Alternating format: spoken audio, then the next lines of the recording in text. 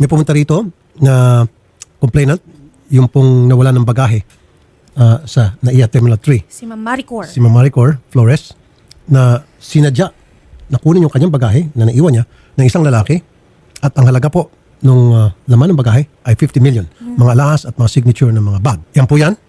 Yan po yung medyo enhanced na picture. Yan po siya. Now, meron na pong lead dahil nag-iwan po ng cellphone number tayo doon sa post natin.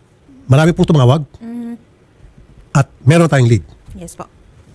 At isa pa nga doon sa tumawag, kilalang kilala ito. Pati yung pangalan ng lolo, lola, tita, pamangkin, basta lahat kilala. Identified na, binalidate na niya. Kaya nga, i-refer natin ito ngayon sa NBI. Biglang yaman pala ito si Kolokoy. Oo. Yun ang mga nabalitaan tayo, sir. Attorney Freddy Villamor, magandang hapon sa iyo. Good afternoon, Senator. Good afternoon po. Okay, yung sinamahan mo rito na complainant, si Ma'am Maricor Flores,